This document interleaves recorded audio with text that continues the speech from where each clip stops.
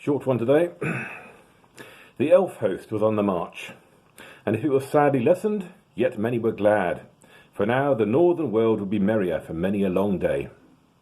The dragon was dead, and the goblins overthrown, and their hearts looked forward after winter to a spring of joy.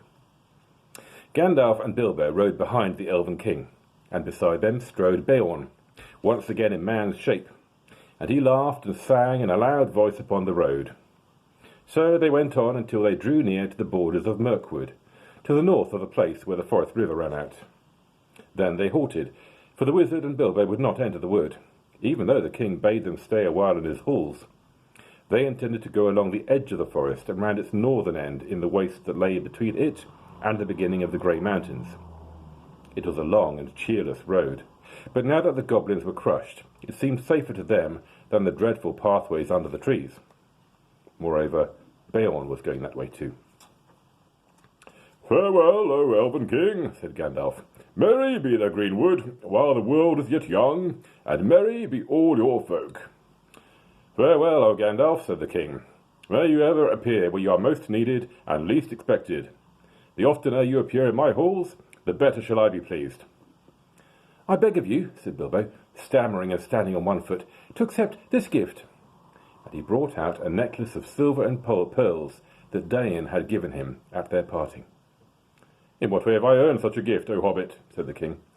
"Well, I thought, don't you know," said Bilbo, rather confused, "that some little return should be made for your hospitality. I mean, even a burglar has his feelings. I've drunk much of your wine and eaten much of your bread." "I will take your gift, O Bilbo the Magnificent," said the king gravely, "and I name you elf-friend and blessed.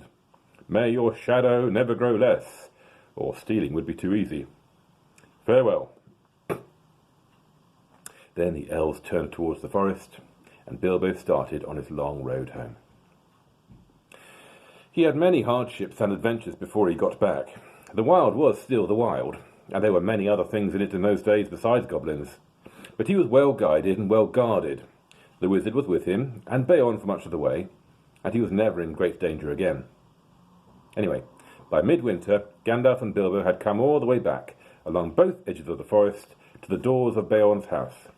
And there for a while they both stayed. Yuletide was warm and merry there, and men came from far and wide to feast at Beorn's bidding.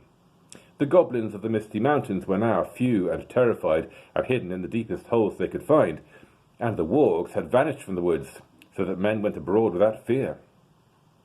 Beorn indeed became a great chief afterwards in those regions, and ruled a wide land between the mountains and the wood.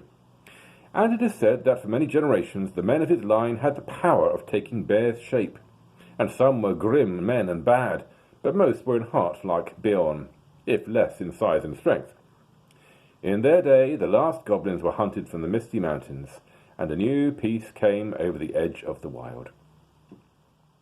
It was spring, and a fair one with mild weathers and a bright sun, before Bilbo and Gandalf took their leave at last of Beorn, and though he longed for home, Bilbo left with regret, for the flowers of the gardens of Beorn were in springtime no less marvellous than in high summer. At last they came up the long road and reached the very pass where the goblins had captured them before.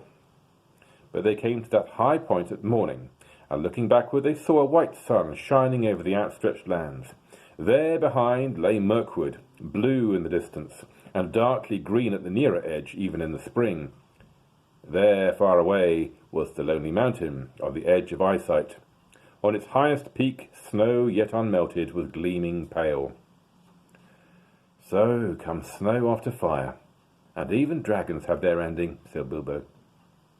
And he turned his back on his adventure. The Tookish part was getting very tired, and the Baggins was daily getting stronger. "I wish now only to be in my own armchair," he said.